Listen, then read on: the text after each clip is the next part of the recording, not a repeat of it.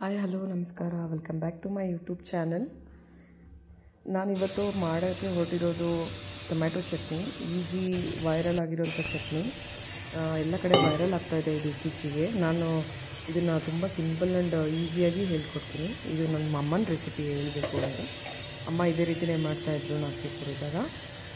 ನಾವು ಮೊದಲಿಗೆ ಒಂದು ಪ್ಯಾನ್ ತೊಗೊಂಡು ಅದಕ್ಕೆ ಒಂದು 2 ಟೇಬಲ್ ಸ್ಪೂನ್ ಆಯಿಲ್ ಹಾಕ್ಬಿಟ್ಟು ಅದನ್ನು ಸ್ವಲ್ಪ ಬಿಸಿ ಮಾಡೋವರೆಗೂ ವೇಟ್ ಮಾಡಬೇಕು. ಅದು ಬಿಸಿ ಆದ ತಕ್ಷಣವೇ ಅದರಲ್ಲಿ ಚನಾ ದಾಲು ಮತ್ತು ಉರಿದ ದಾಲ್ ಅದೊಂದು ಚೂರು ಸ್ಪ್ಲಟರ್ ಆದ ತಕ್ಷಣವೇ ಅದಕ್ಕೆ ಹಿಂದುಗಡೆ ಸಾಸಿವೆ ಮತ್ತು ಜೀರಿಗೆ ಆ್ಯಡ್ ಮಾಡಬೇಕು.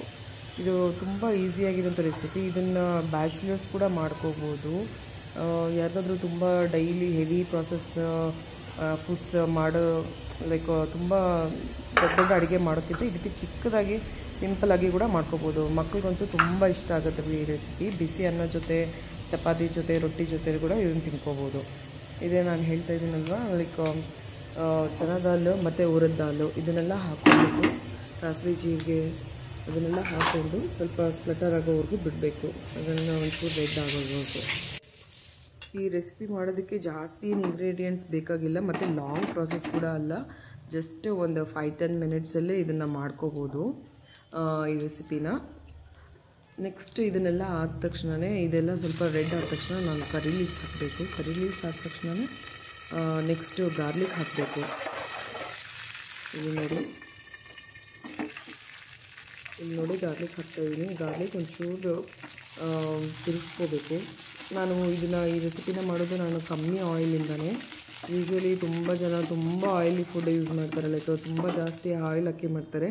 ಇದನ್ನು ನಾನು ಮಾಡ್ತಾ ಇರೋದು ಸ್ವಲ್ಪ ಕಮ್ಮಿ ಆಯಿಲಲ್ಲೇ. ಅದೊಂಚೂರು ಬೆಳ್ಳುಳ್ಳಿ ಒಂಚೂರು ರೆಡ್ ಆದ ತಕ್ಷಣವೇ ನಾವು ಟೊಮೆಟೊ ಹಾಕ್ತೀವಿ.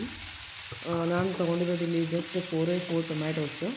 ಆದಮೇಲೆ ತೊಗೊಂಡಾದ್ಮೇಲೆ ಇದನ್ನೆಲ್ಲ ಚೆನ್ನಾಗಿ ತಿರ್ಗಿಸ್ಕೋಬೇಕು. ಎಲ್ಲನೂ ಸ್ಪ್ರೆಡ್ ಮಾಡ್ಕೋಬೇಕು ಟೊಮೆಟೊನ. ಅದಾದಮೇಲೆ ಟೊಮೆಟೊ ಸಾಫ್ಟ್ ಆಗೋದಕ್ಕೆ ಇದಕ್ಕೆ ಒಂಚೂರು ಸಾಲ್ಟ್ ಆ್ಯಡ್ ಮಾಡಬೇಕು. ಇಲ್ಲಿ ನೆಕ್ಸ್ಟ್ ಸಾಲ್ಟ್ ಆ್ಯಡ್ ಮಾಡಿಕೊಂಡು ಒಂದು ಸ್ವಲ್ಪ ಟಾಸ್ ಮಾಡ್ಕೊಂಡಿಲ್ಲ.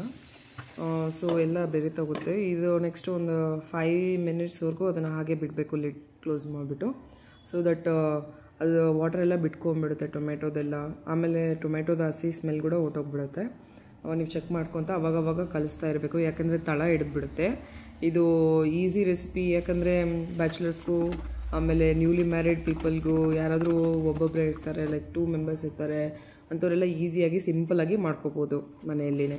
ಅವಾಗವಾಗ ತೆಗೆದ್ಬಿಟ್ಟು ಕಲಿಸ್ತಾ ಇರಬೇಕು, ಯಾಕಂದರೆ ತಳ ಹಿಡಿಯುತ್ತೆ. ನೀವೇ ನೋಡ್ತಾ ಇರ್ಬೋದು, ಸ್ವಲ್ಪ ಆಯಿಲ್ ಮೇಲೆ ಬಂದ ತಕ್ಷಣವೇ ನೋಡ್ಕೋತಾ ಇರ್ಬೋದು, ಟೆಕ್ಸ್ಚರ್ ಎಲ್ಲ ಚೇಂಜ್ ಆಗ್ತಾ ಹೋಗುತ್ತೆ. ಲಾಸ್ಟಿಗೆ ನಾವು ಒಂಚೂರು ಖಾರದ